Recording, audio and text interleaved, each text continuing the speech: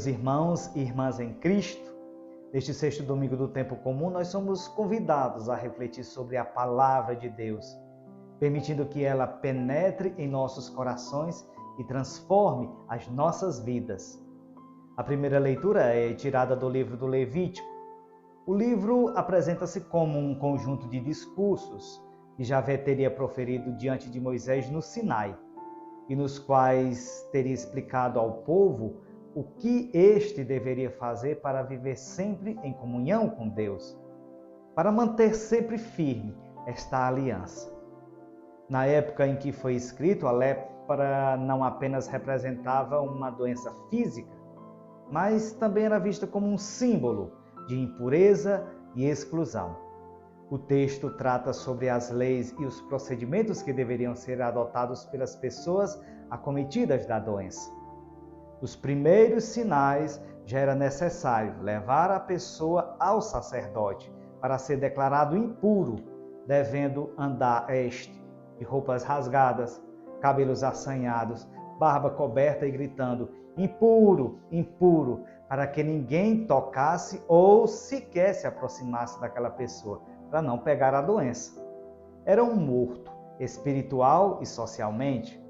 Aparentemente desumana e cruel, o objetivo da lei era preservar a comunidade de um mal maior, de uma epidemia, por exemplo, que gerasse pavor na comunidade, uma vez que não se tinha cura para aquela doença.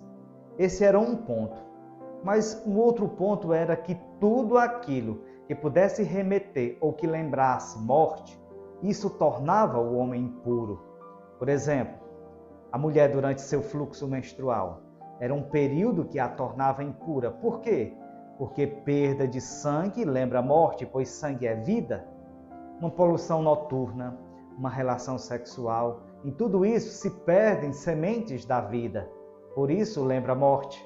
Agora, especialmente a lepra, porque ela vai carcomendo os membros de uma pessoa até a morte. E Deus é o Senhor da vida, e tudo o que lembra a morte afasta o homem de Deus. A lei de fato era dura, mas vinha da parte de Deus, e só cabia ao homem obedecê-lo, cumprir os seus preceitos.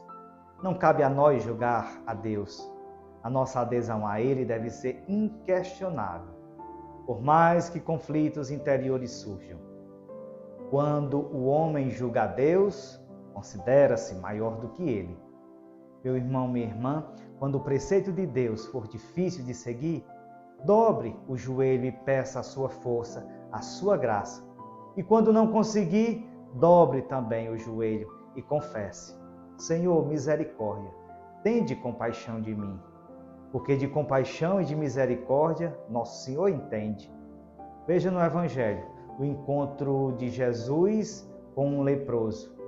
Recolhido em sua miséria pessoal e social, este homem cheio de fé suplica a Jesus de joelhos: se queres, podes curar-me. Veja, minha gente, uma cena como essa. Esse homem não é um revoltado, não é um soberbo, não cobra nada de Deus. Porque, meu povo, sofrimentos, toda a vida houve. Todos nós os temos. Com humildade, repito, e de joelhos, aquele leproso diz a Jesus: se queres, podes curar-me. Mas veja, para quem crê, se passa por sofrimento, mas passa diante de Deus. Pai, eu não entendo, está doendo esses espinhos no meu corpo e na minha alma, mas eu confio na tua verdade, eu confio no teu amor. O problema é que o ser humano não crê mais, mas você sabe talvez muito mais do que eu. Na vida existe a dor, o sofrimento, a angústia. A vida vai muito mais a fundo do que as cascas e as maquiagens que as redes sociais apresentam, do que os outdoors mostram, como as igrejas e essas seitas de esquina propagam. Aqui é só glória, aqui é só vitória. Não, a vida, ou melhor, na vida, há fracasso, a dor, a depressão, a doença, a traição, os medos, a morte. E aquele que crê deve viver tudo isso diante do Senhor. É isso que esse leproso nos ensina hoje. Ele não chega dizendo: que Deus é esse que me deixa passar por tudo isso? O que foi que eu fiz para merecer tudo isso com tanta gente pior do que eu desse mundo? Não. Senhor, se queres, purifica-me. Pense numa inveja grande que eu tenho da fé e da confiança desse leproso. Deus já nos deu muito mais do que a cura de uma lepra, meu irmão, minha irmã, de uma depressão. Ele nos deu o seu Filho, Ele nos deu a salvação, deu a vida por nós. Ele sofre conosco, nas nossas dores, nas nossas lágrimas, nas nossas depressões. Deus sofre, chora e se entristece conosco. Estando nós passando, seja pelo que for, não somos despercebidos diante de Deus, não. Ele tudo vê, Ele tudo sabe, Ele está no comando de tudo. Ele só não é um Deus no qual eu estalo o dedo ou o assovio e Ele vem e faz o que eu quero. Isso não. Ele é um Deus que age movido pela compaixão, por pura bondade. A resposta verbal de Jesus àquele leproso é: eu quero, fica curado. E não acrescenta mais nada. Apenas confirma por palavras que, do ponto de vista de Deus, o leproso não é mais um marginal, um pecador condenado, um homem indigno, mas um filho muito amado a quem Deus quer oferecer a salvação e a vida em plenitude.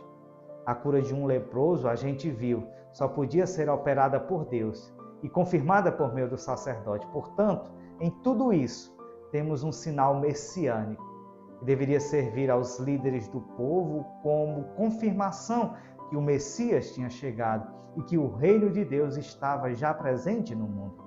Mas, infelizmente, a dureza de seus corações não permitiu esse reconhecimento.